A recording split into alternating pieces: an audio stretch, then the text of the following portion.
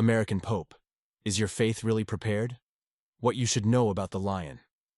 If you're finding value in these stories about faith and leadership, please consider subscribing to our channel and hitting that like button. Your support helps us continue bringing you these important perspectives on spiritual leaders shaping our world. Now, let's dive into this extraordinary story of transformation, challenge, and spiritual renewal. Cardinal Thomas Anderson stood frozen in the center of the Sistine Chapel, surrounded by his fellow cardinals, as the final vote was announced. The impossible had happened.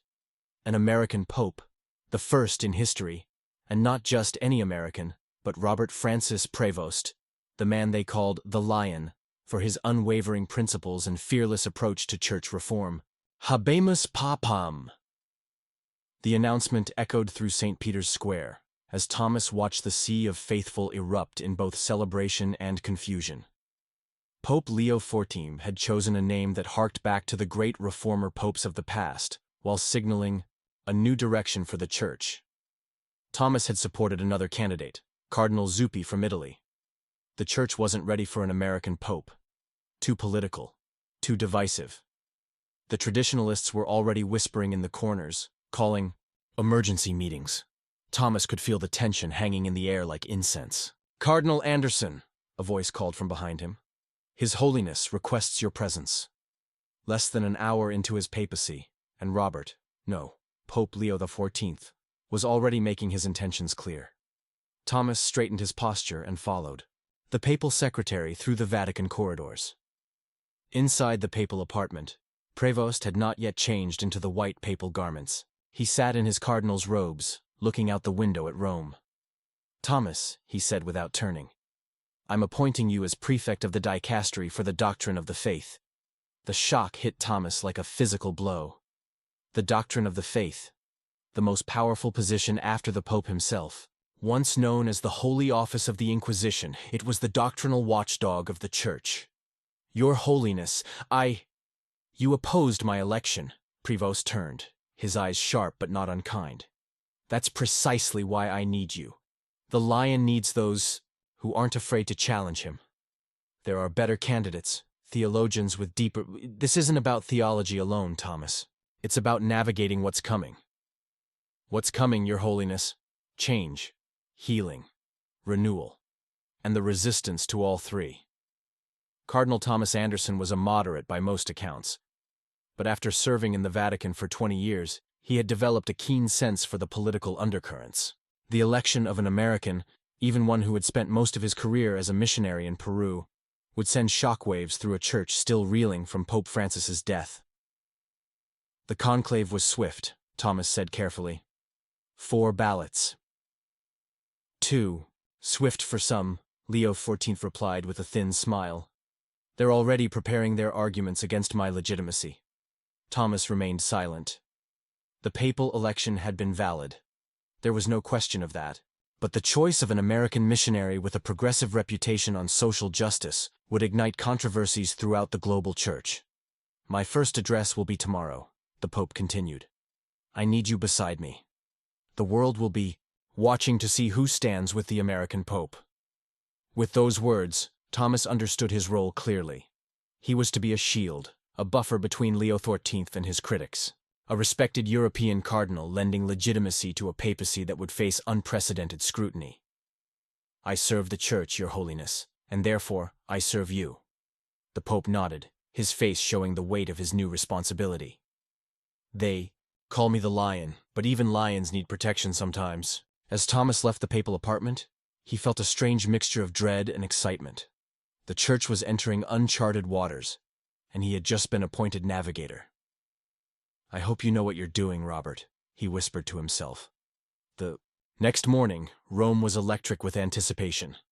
Crowds had filled St. Peter's Square since dawn, and media from around the world jostled for position.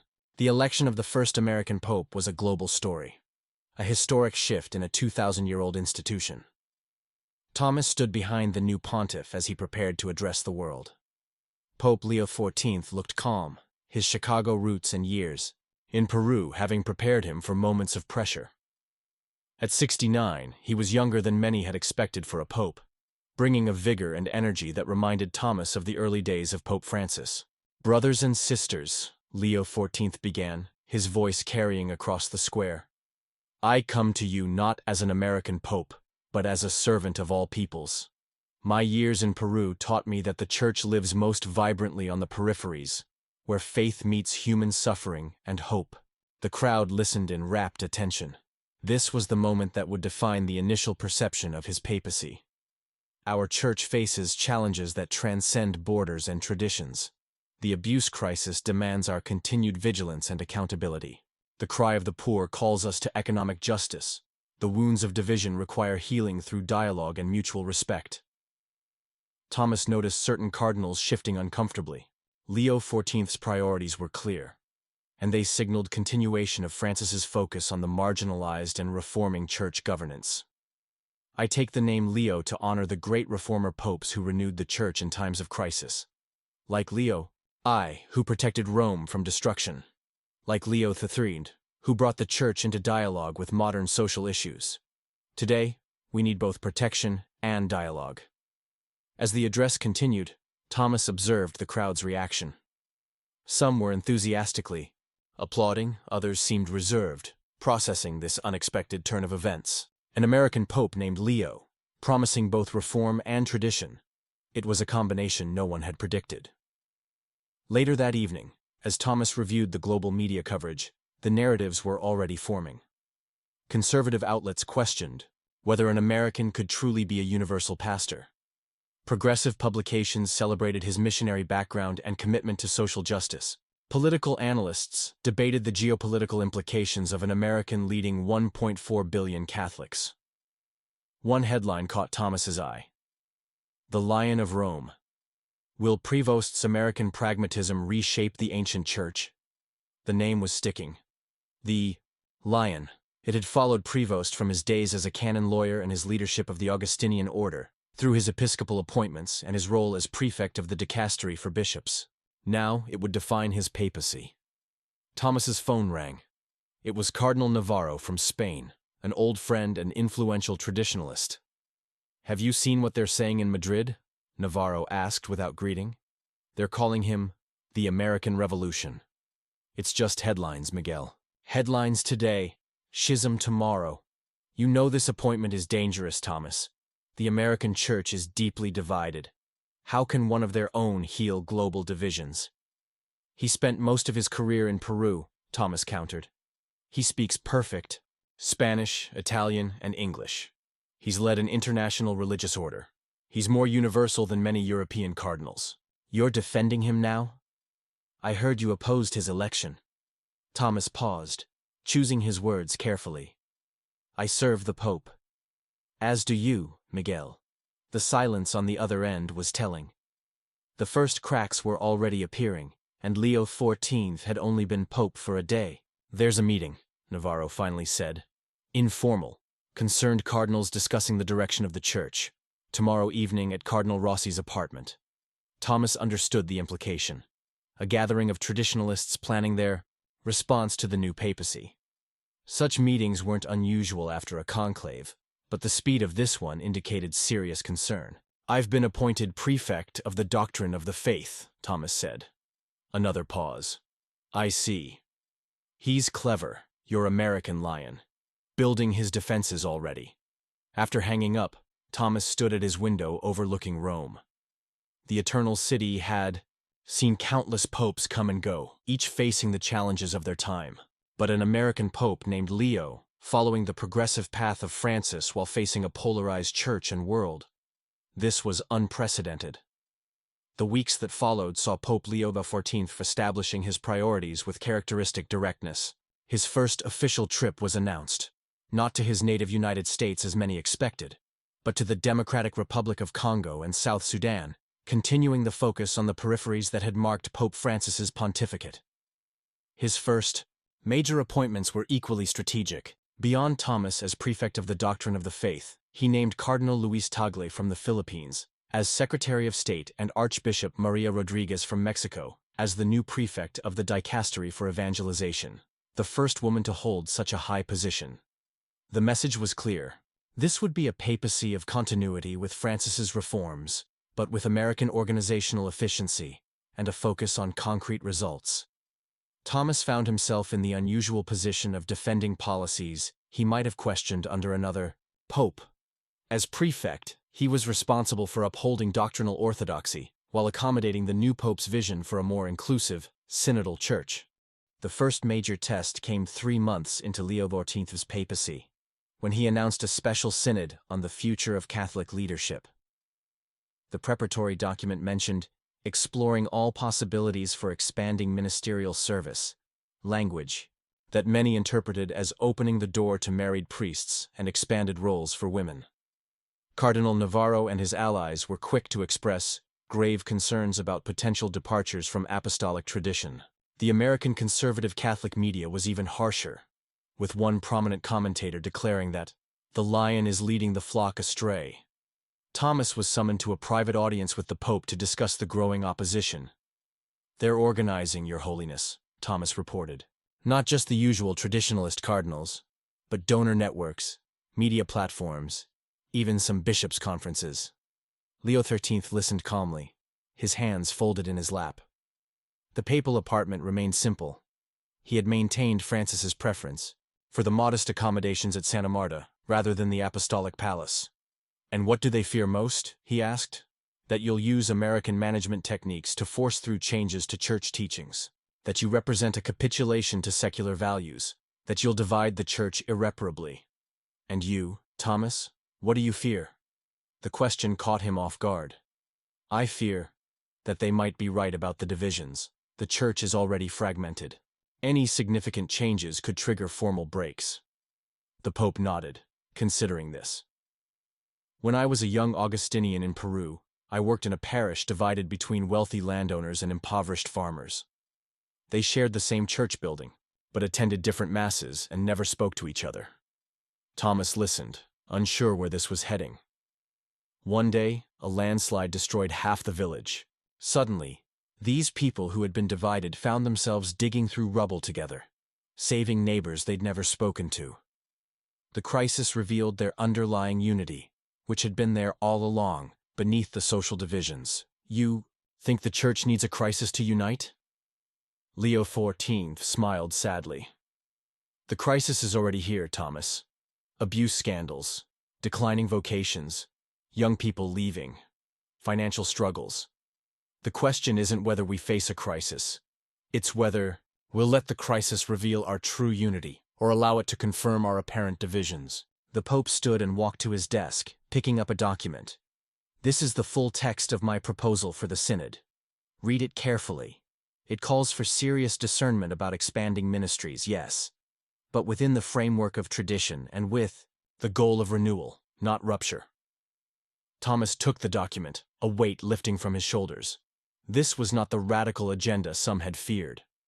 "Your critics don't understand you, Holy Father. Few ever understand the Pope fully, Thomas. That's part of the burden of this office. We make decisions that won't be properly judged until long after we're gone." As the months passed, the pattern of Leo XIV's papacy became clearer. He was, indeed, a reformer, but a methodical one. He established a commission to address Vatican finances with unprecedented transparency. He reorganized the Roman Curia for greater efficiency. He created new structures for accountability in cases of abuse, removing the secrecy that had enabled cover-ups. Yet in doctrinal matters, he moved carefully, always consulting widely and emphasizing the development of tradition rather than sharp breaks. The Synod on Leadership eventually recommended expanding the permanent diaconate to include women and allowing married deacons to be ordained as priests in regions facing severe clergy shortages. Significant changes, but presented as organic developments rather than revolutions. Thomas found himself increasingly admiring the Pope's approach. The lion was strategic, patient, and focused on practical results rather than ideological victories. His American pragmatism served him well in navigating the ancient institution. Not everyone was convinced. A small but vocal minority of cardinals continued to question the legitimacy of his reforms. Conservative media outlets spoke of confusion and ambiguity in his teachings. Liberal critics grew impatient with his measured pace of change. Yet among ordinary Catholics, something remarkable was happening. Leo XIV's combination of clear communication, personal warmth, and evident holiness was winning hearts. His visits to parishes, prisons, and hospitals demonstrated authentic pastoral concern. His simple explanations of complex theological issues made the faith accessible. 2 years into his pontificate, as Thomas prepared for a crucial meeting on doctrinal matters, his assistant handed him a polling report on global Catholic attitudes. Approval ratings for Pope Leo XIV have reached 78% worldwide, the assistant noted. Higher than any recent pope at this stage. Thomas scanned the document with interest. Support was strongest in Africa and Latin America, solid in Asia and North America, and growing even in Europe, where initial skepticism had been highest. His Holiness will be pleased, Thomas said. There's more, the assistant continued. Mass attendance is up 12% globally. Seminary applications have increased 15%. Donations to Peter's Pence are at record levels. Thomas set the report down, thoughtful. The lion was roaring, and the faithful were responding. That evening, he found the Pope in the Vatican gardens, saying his rosary as he walked the paths. Thomas waited respectfully until Leo XIV noticed him and gestured him over. "Good evening, Thomas. How was the doctrinal meeting?" "Productive, Your Holiness. But I wanted to share some encouraging statistics with you." The Pope listened to the numbers without visible reaction, his rosary beads still moving through his fingers. "Numbers are useful," he finally said, "but they don't tell us what matters most." "And what is that, Holy Father?" "Whether souls are being saved. Whether the poor are being served. Whether the Church is becoming more faithful to the gospel." Thomas nodded, properly chastened. "Of course. But surely the positive response indicates something about your approach." Leo XIV smiled, gently. "Perhaps. Or perhaps it simply reveals the hunger people have for authentic faith in confused times. We shouldn't confuse popularity with effectiveness." As they walked together through the gardens, Thomas reflected on the journey they had taken. From his initial opposition to this American Pope to his growing admiration for Leo XIV's leadership. From fears of division to witnessing surprising unity. "Your Holiness," Thomas said hesitantly, "when you chose the name Leo, many assumed it was for Leo XIII and his social teachings, or Leo XIV and his protection of Rome. But I've come to wonder if there wasn't another meaning." The Pope raised an eyebrow, curious. "The Lion of Judah," Thomas continued. "The Messiah who comes not as expected, yet fulfills the deepest hopes, who is both gentle and powerful, who transforms rather than destroys." Leo XIV was silent for a moment, then placed his hand on Thomas's shoulder. "The name chose me as much as I chose it. Each pope is both less and more than he appears. We are simply instruments in God's hands." As dusk settled over the Vatican, Thomas felt a sense of peace that had eluded him since the conclave. The Church was in good hands. Not just the Pope's, but God's. The Lion would lead in his time, with strength and wisdom, navigating the challenges with the same missionary spirit that had guided him through decades of service. And Thomas would be there, no longer doubting, but supporting this unexpected shepherd who had been called to lead the flock into a new era of faithful renewal. If you've enjoyed this glimpse into the potential future of the Church, please like this video and subscribe to our channel for more thought-provoking stories about faith and leadership. Your engagement helps us reach more viewers with content that matters. Thank you for joining us on this journey of exploration and spiritual reflection.